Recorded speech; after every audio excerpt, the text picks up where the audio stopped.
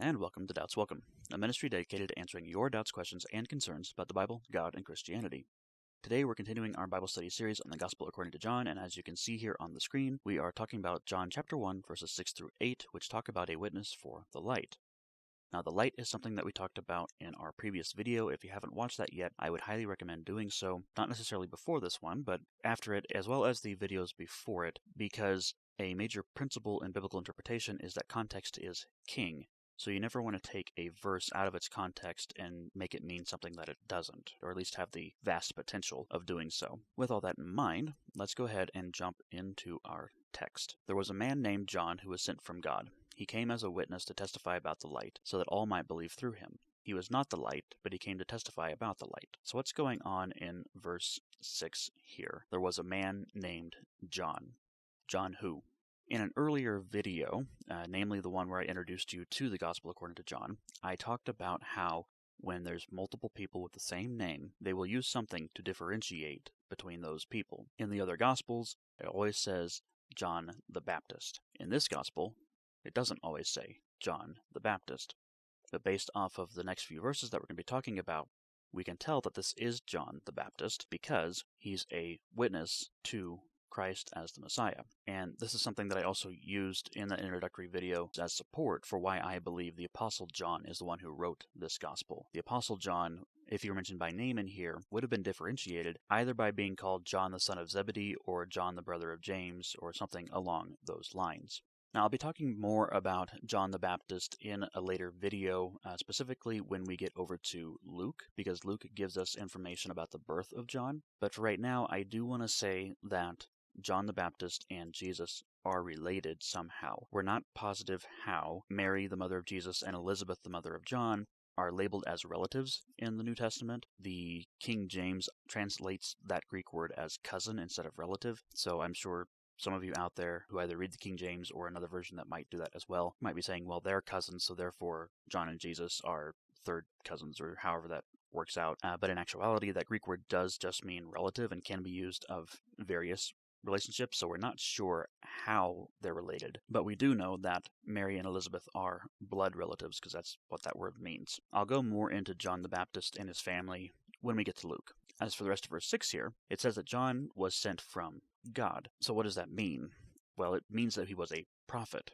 Now, a prophet is someone who speaks on God's behalf, right? Someone who has a message from God. And sometimes that's a new message or a very specific message for a very specific person. We can see throughout the Bible that that is the case, but it's not always someone who is speaking specifically to a specific person or even giving some sort of future prediction about something that's going to happen. That does happen in various cases in the Bible, but more often than not, it's someone who is calling people back to God or calling people to God if they never knew who God was, right? Depends on what kind of situation's going on there. Now, also, John being sent here is prophesied in Isaiah 40, verse 3. Now, he's not mentioned by name, but we will be going over this verse when we get to Isaiah, so that might be a while. But it talks about a voice in the wilderness calling out, saying, "Make straight the highways of the Lord," or the paths of the Lord. And John the Baptist is someone who lived out in the wilderness, and his clothing and his choice of food are also very interesting, but we'll talk about those later when we get to it. Just know that this guy was prophesied to come and declare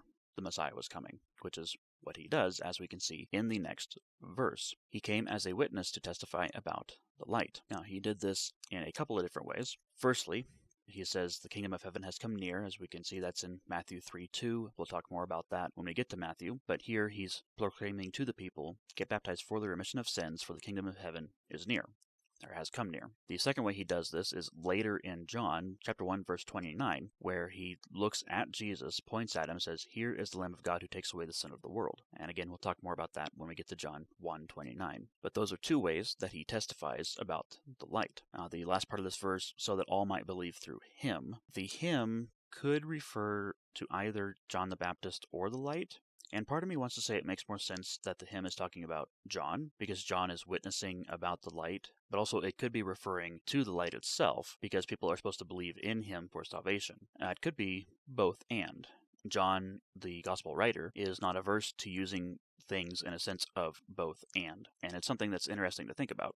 And we can think about this today as well. I mean, Jesus isn't here today, but people who follow Jesus are, and so we are now a witness about the light, and God is using us. I mean, God always works through humans for some reason. I don't know why, because we're pretty messy, but we are testifying to people so that they will believe through us in Christ. But they're also believing through Christ, right? Believing that what he taught was true. So I believe it's a both and it can work for either one there. Moving on, he was not the light. And this is important. As we'll see a little bit later here in the video, there were some disciples of John the Baptist who were still following him. There were some people who knew about the baptism of John but didn't know about Jesus. There's also a mention of after John the Baptist got beheaded, that Herod, for some reason, thought that Jesus was John the Baptist come back to life. So John the Apostle here is making it clear that John the Baptist was not the light, but rather he was a vessel of the light, just as we Christians are also vessels of the light.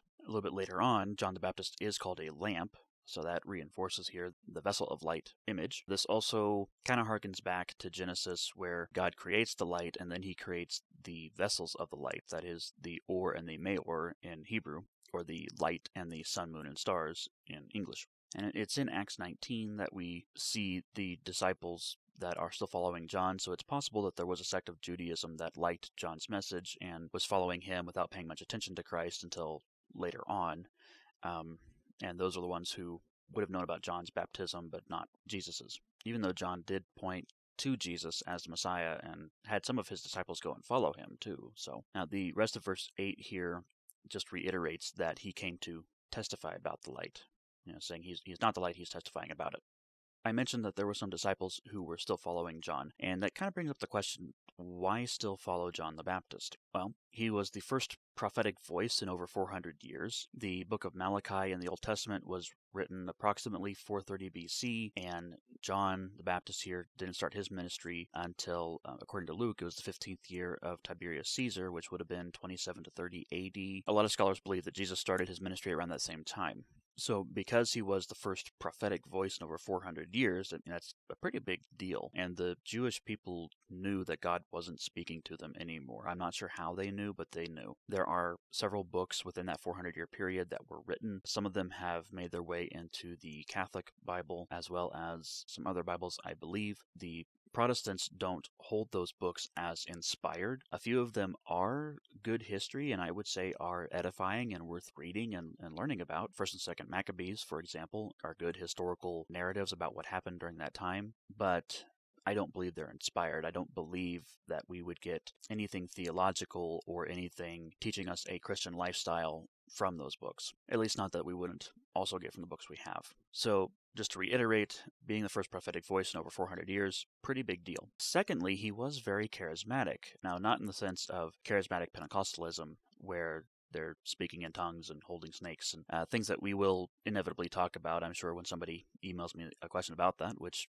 if you have that question, the email's right here, questions@doubtswelcome.com, so go ahead and send that to me. But he was an energetic preacher who had people following him and getting baptized. He did use some colorful language and had some strong pronouncements, and colorful not in a bad way necessarily. We will see that as we come to those verses in the other Gospels. He had an interesting diet and wardrobe, but again, we'll talk about those in another video. So I think that for these two reasons, people were following him and still following him, and I think it may be that they just hadn't heard about Jesus. But after the apostles came and talked to them and said, hey, John was pointing to this guy and he's the one we need to follow, I do believe that they all came and followed Jesus. There's currently, that I know of anyway, no sect that still follows the teachings of John the Baptist. If you happen to know of somebody that's like that, please let me know. I'd be happy to look into it. So that's our talk on John the Baptist and on the witness for the light. We're going to leave that here for today. If you liked the video, please give us a thumbs up and leave some comments about what you liked or about what I could work on. If you think that your family, friends, or church group would benefit from these videos, please share it with them. And don't forget to subscribe and hit that bell notification icon so you know every time I post a new video. And as always, bring on the doubts because you